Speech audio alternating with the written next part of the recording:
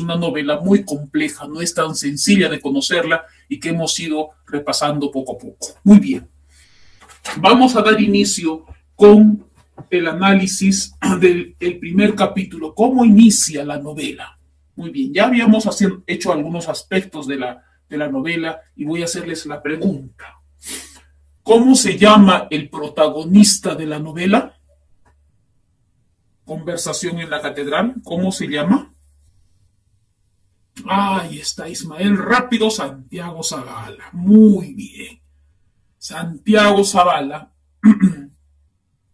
quien es el protagonista de la historia, sale de la crónica. Es un periodista que trabaja en la crónica. Sale de la crónica. Voy a leer. Dice: desde la puerta de la crónica, Santiago mira la avenida Tacna sin amor. Automóviles, edificios desiguales y descoloridos, esqueletos de avisos luminosos flotando en la neblina al mediodía gris. ¿En qué momento se había jodido el Perú? Se había jodido. En la diapositiva dice en qué momento se jodió el Perú, pero es se había. Ya, esa es la expresión completa puesta en el libro. Los canillitas me rodean entre los vehículos detenidos por el semáforo de Wilson, voceando los diarios de la tarde, y él echa a andar despacio hacia la colmena. Las manos en los bolsillos, cabizbajo, va escoltado por transeúntes que avanzan también hacia la Plaza San Martín. Él era como el Perú, Zabalita. Se había jodido en algún momento. Piensa, ¿en cuál? Frente al Hotel Crillón, un perro viene a lamerle los pies. No vayas a estar rabioso, fuera de aquí. El Perú jodido, piensa. Carlitos jodido, todos jodidos, piensa. No hay solución. Como pueden haber escuchado, jovencitos, desde el primer capítulo, desde el saque, desde el inicio, el personaje protagónico es el que emite esta pregunta, ¿verdad? Sale y mira la realidad de manera desencantada, por eso dice sin amor, desencantada, con ojos de pesimismo, una realidad que parece catastrófica, ¿verdad? Una realidad que no le da esperanza, sino que le hace formularse esa pregunta: ¿en qué momento se había jodido el Perú? Y lo relaciona con su propia situación. Él también dice que estaba jodido, Santiago Zavala. La interrogante nace entonces del desconcierto y el pesimismo del protagonista de poder comprender globalmente la realidad peruana, a la cual juzga con criterios esencialmente morales.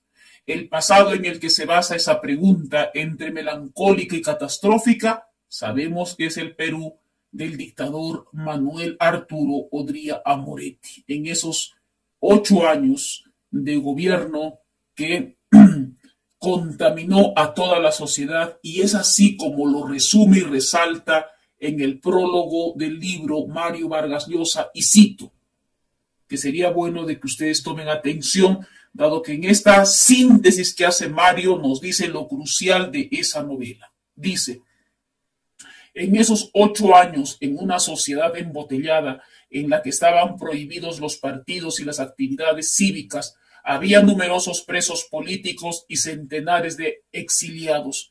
Los peruanos de mi generación pasamos de niños a jóvenes y de jóvenes a hombres. Todavía peor que los crímenes y atropellos que el régimen cometía con impunidad era la profunda corrupción que desde el centro del poder irradiaba hacia todos los sectores e instituciones, envileciendo la vida entera.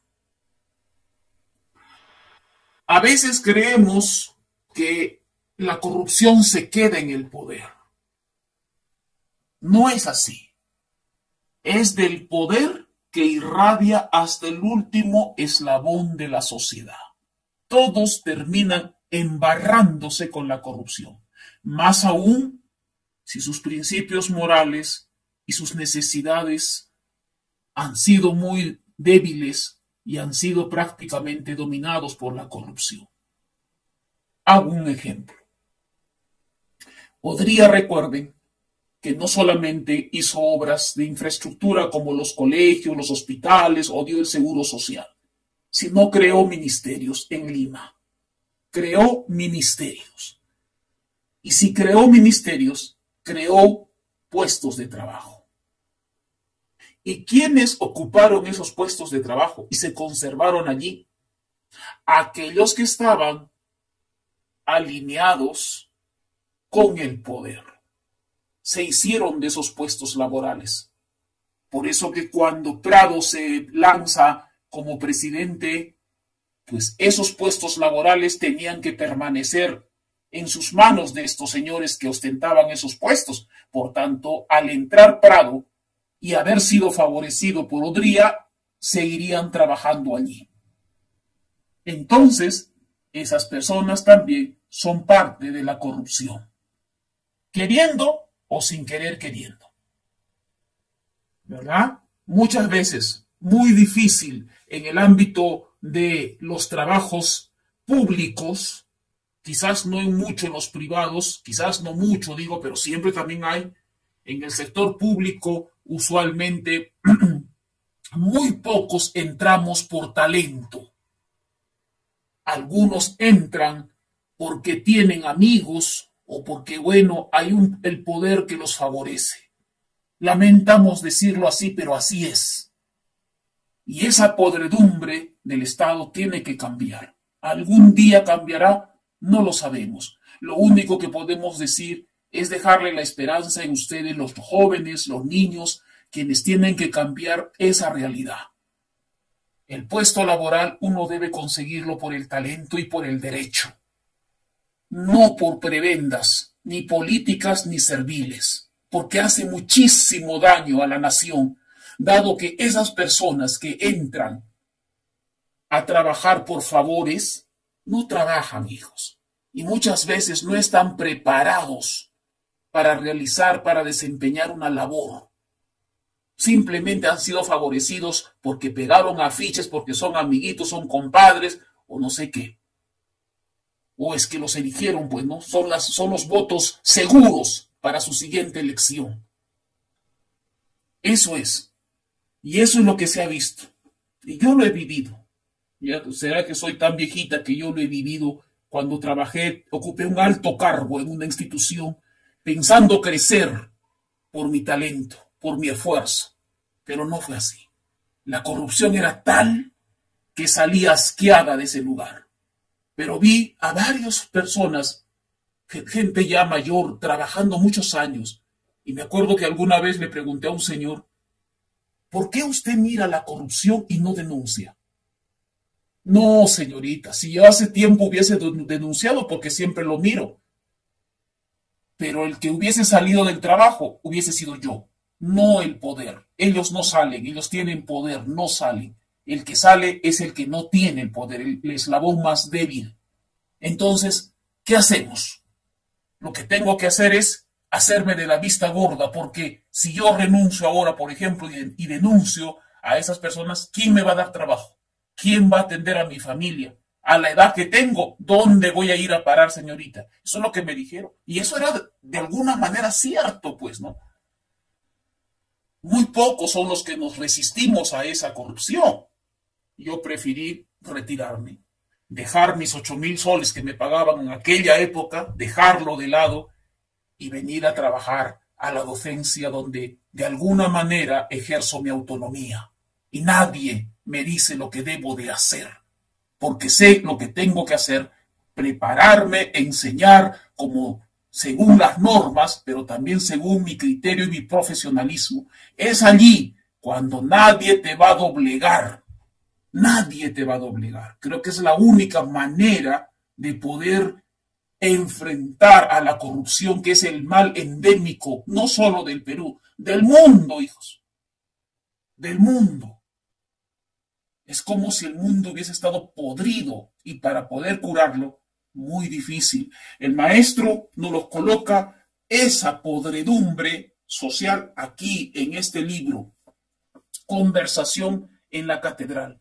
Dado que tiene la referencia de ese momento y a través de esa pregunta nos quiso situar en un momento. Pero aparentemente el momento no solo era el gobierno de Odría, ¿no? No podríamos exactamente en qué momento lograr encontrar en qué momento el Perú se contaminó, se infectó, se enfermó? ¿Verdad? No hay. Esa pregunta, por eso, es una pregunta retórica o erotema. Recuerden que es una figura literaria, ¿verdad? Que el maestro va a intentar responder en el desarrollo de toda esta novela. ¿En qué momento fue que el Perú se jodió? Aparentemente va a poner un ejemplo. Uno de esos momentos es el momento del ochenio de Odría.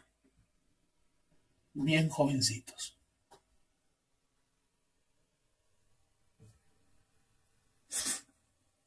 Vamos al plano de la forma. El lenguaje que utiliza el maestro es un lenguaje coloquial. Si bien es cierto, puede haber palabras muy cultas dentro de la novela, la gran parte de la novela transcurre en diálogos. Por ejemplo, el diálogo que tiene el protagonista con el coprotagonista. Y me van a decir ustedes cuál es el nombre del coprotagonista. El protagonista, ya me han dicho, Santiago Zavala. ¿Cuál será el coprotagonista? Que ya habíamos conversado. Ahí está, Ismael está pero presto, ¿no? Muy bien, hijo. El Sambo Ambrosio. Recuerden, ¿verdad? Que cuando Santiago Zavala va a la perrera, ¿a qué va la perrera municipal Santiago Zavala? A ver, vamos recordando, ¿a qué va a la perrera municipal Santiago Zavala? ¿A qué va? A ver, Heidi, Joer, Reli, Nel, lo demás, Camila, o solo estoy trabajando con Ismael, no creo, no, lo han nombrado a Ismael para que sea el respondedor, el hablador.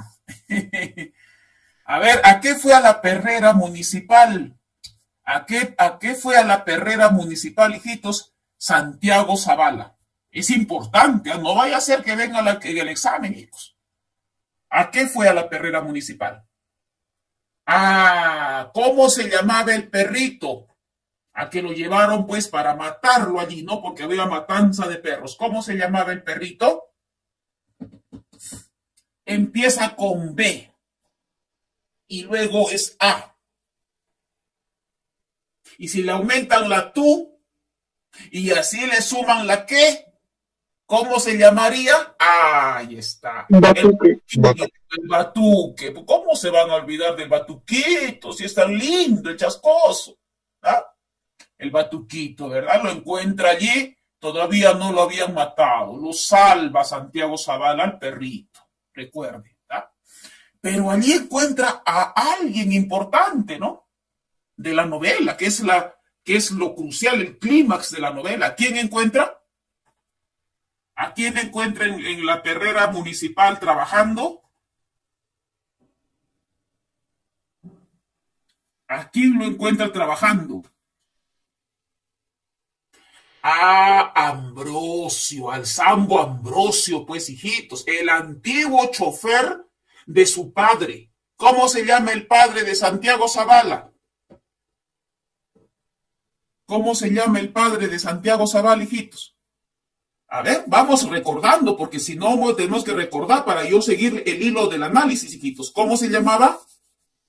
Fermín Zavala. Los he escuchado hasta aquí, sino que se han demorado en escribir, ¿verdad? Desde Fermín Zavala escuché. Ah, excelente, muy bien. Fermín Zavala, recuerde. ¿Listo? Muy bien. Este señor era su antiguo empleado, chofer, y lo encuentra allí, en la perrera municipal, trabajando de matador de perros.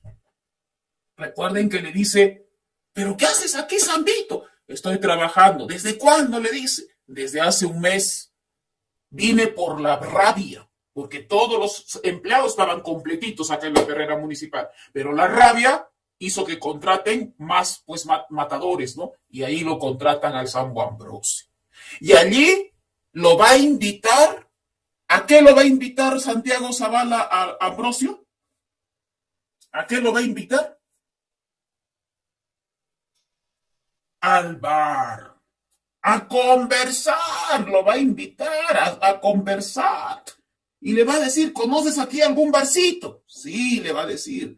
El bar se llama La Catedral. Ya me adelantó ya la pregunta, Ismael. La Catedral. De allí que sale, pues, el título de la novela. Conversación en la Catedral. Porque allí va a conversar con el Sambo Ambrosio, que es la conversación principal de la novela, dado que de esa conversación se va, pues, originar las demás historias donde también va a haber diálogos, donde también van a conversar otros personajes, ¿ya? Entonces, por ello que el maestro utiliza el lenguaje coloquial, ¿ya? Muy bien.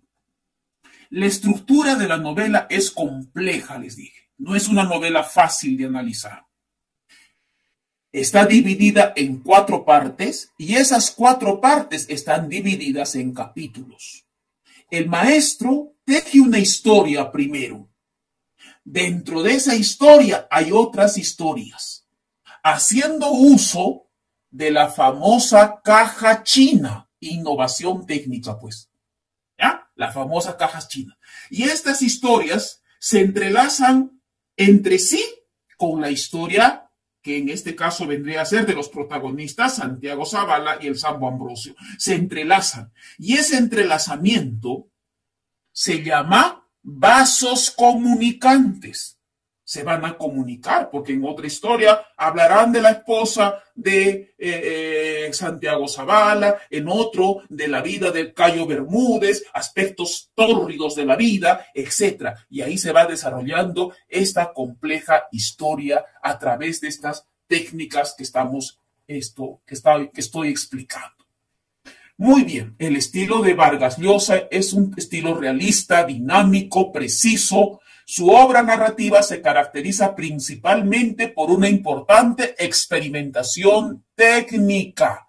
Es innovador de posibilidades narrativas y estilísticas. Eso es lo que resalta en la obra de Vargas Llosa. Si viene en el examen, entonces ustedes van a poder contestar con innovaciones técnicas que vienen. ¿Cuáles son sus innovaciones? Por ejemplo, los vasos comunicantes.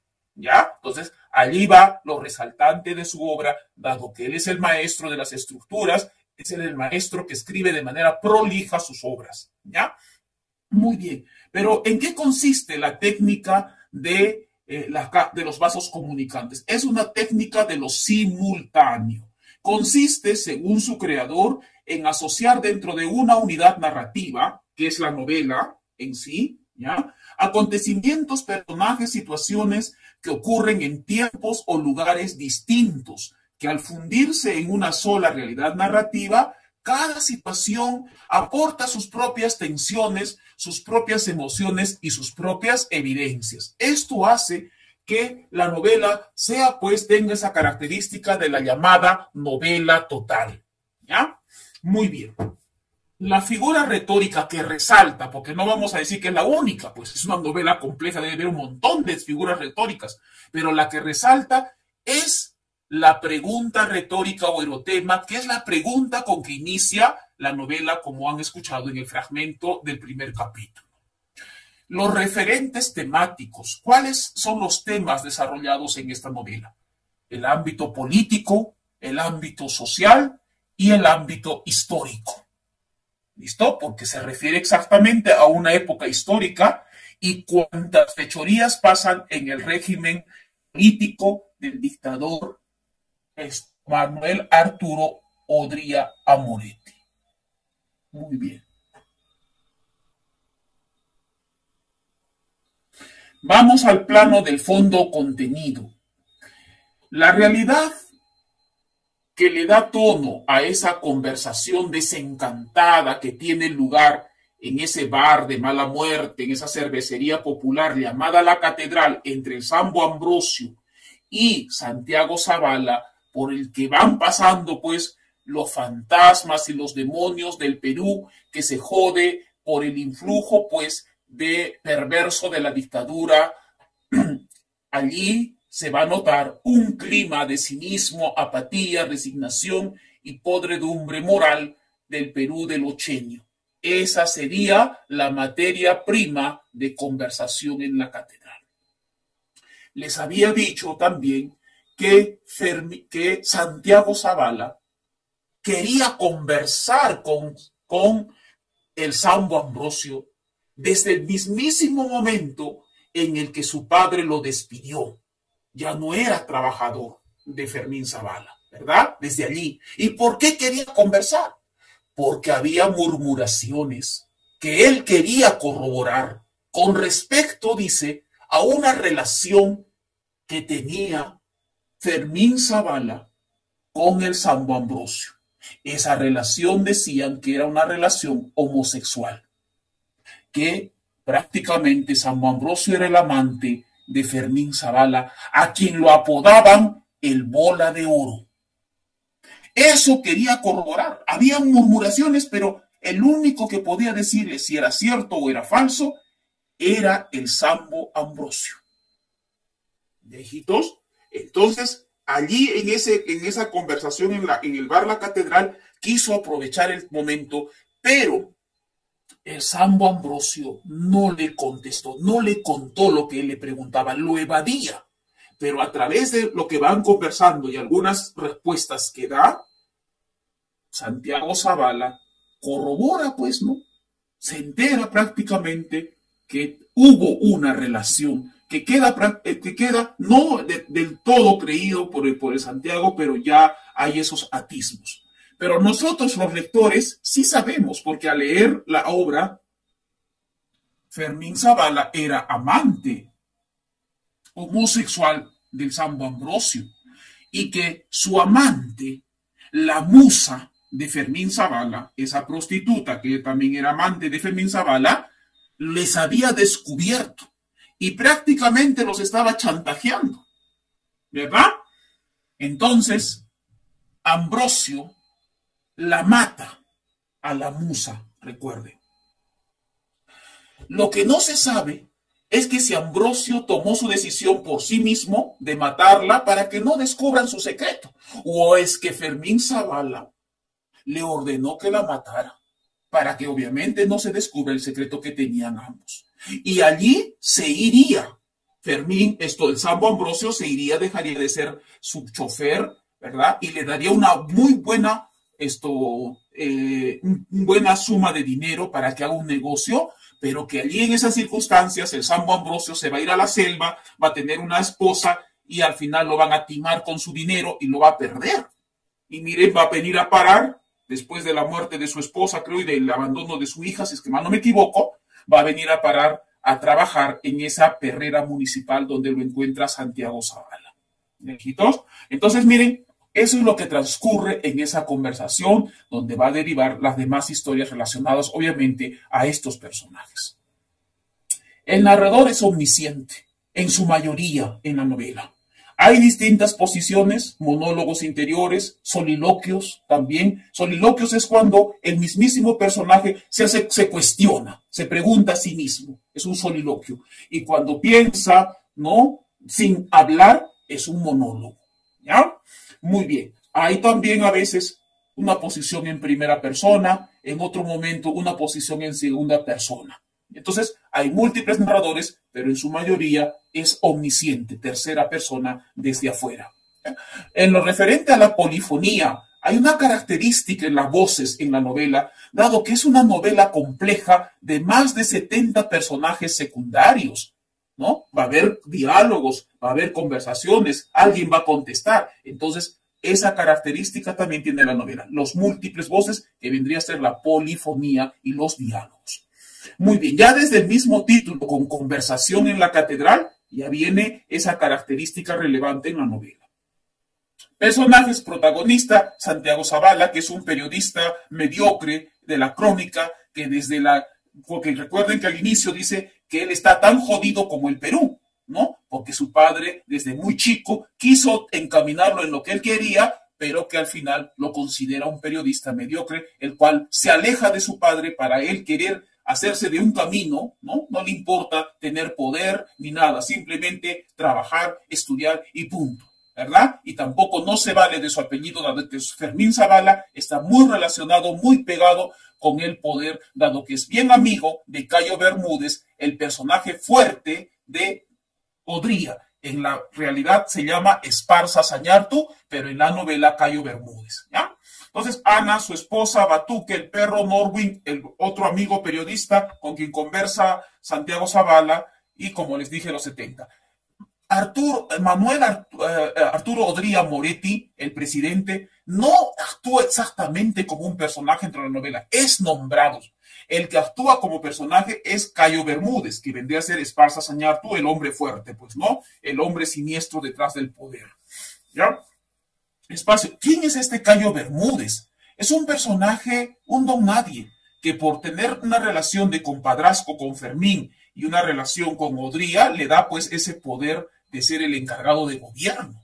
¿Ya? Y adquiere, poco a poco va subiendo su estatus social hacia la cima del poder a través de una actitud corrupta, miserable, etc.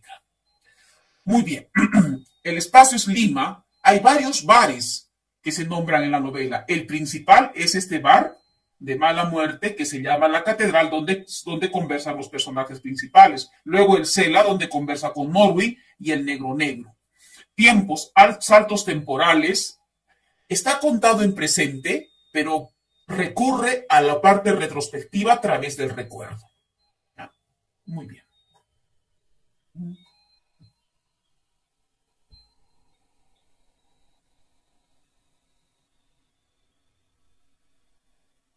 ¿Quién es Santiago Zavala? Y con eso concluimos. Es un periodista limeño de 30 años que vive inmerso en la grisura, en la mediocridad, en la falta de convicción. Tiene un trabajo en el que no cree, está casado con una mujer que no ama, lee libros que lo aburren. Santiago equipara su propia situación con la de su país y constantemente se pregunta cuándo fue que se jodió él, cuándo fue que se jodió el Perú. La novela entera es la respuesta a esas preguntas. Fragmento dice: ¿qué trabajo tan fregado te has conseguido, Ambrosio?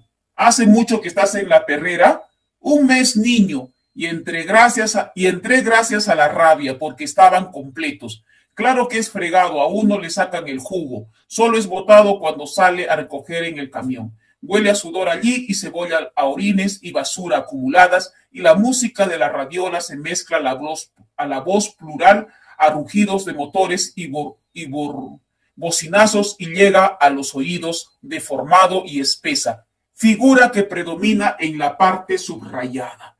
¿Cuál? La A, polisíndeton, B, asíndeton, C, polisemia, D, pleonasmo o E, símil. ¿Cuál será la respuesta? Figura que predomina en el fragmento subrayado de donde dice huele a sudor, ají, cebolla, a orines y basura acumulada, y la música de la radiola se mezcla a la voz plural, a rugidos de motores y bocinazos, y llega a los oídos deformados y espesa. ¿Cuál será?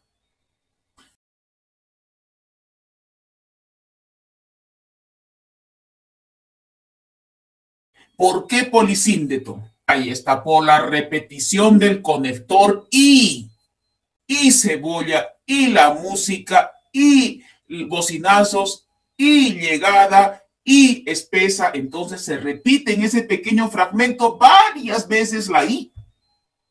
¿Ya? Esa figura es el polisíndeto, porque usualmente, pues, cuando escribimos nosotros un texto informativo, por ejemplo, que no sea literario, omitimos la I, ya sea con comas, con punto y coma, etcétera, o con otro tipo de conectores, ¿verdad? Sin embargo, en la literatura sí es factible. ¿Por qué? Porque estás utilizando el polisíndeto, ¿ya?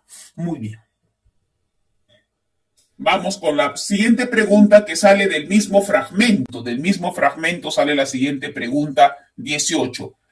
Leo, dice, en el fragmento anterior, Ambrosio indica la expresión a uno le sacan el jugo.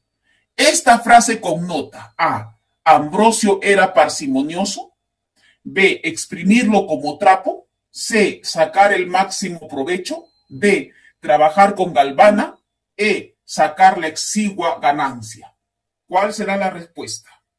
La C, sacarle el máximo provecho, pues, ¿no? Cuando uno le dicen, pues, estás trabajando, me sacan el jugo ahí, lo máximo, pues, ¿no? Lo que más, hasta su último esfuerzo es lo que está diciendo allí, ¿verdad?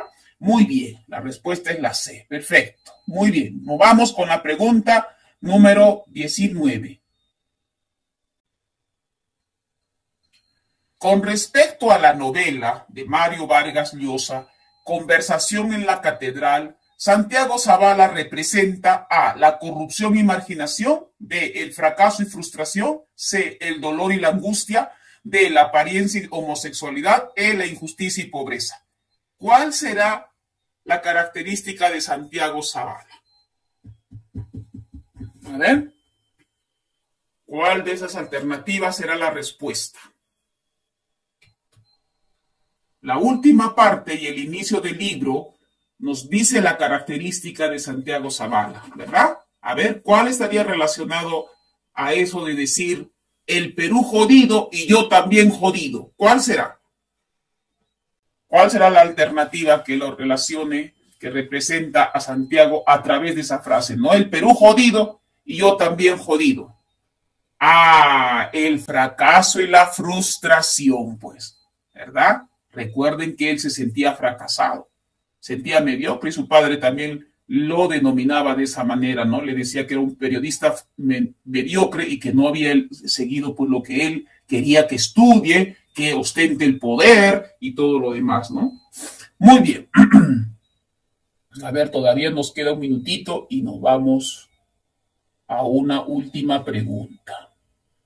23. En Conversación en la Catedral, ¿quién era conocida como la musa? Zoila, Ambrosio, Amalia, Queta, Hortensia. ¿Quién será conocida como la musa? ¿Ya? La musa, recuerden que es la amante de Fermín Zavala, es su nombre de esta prostituta es Hortensia. La respuesta E.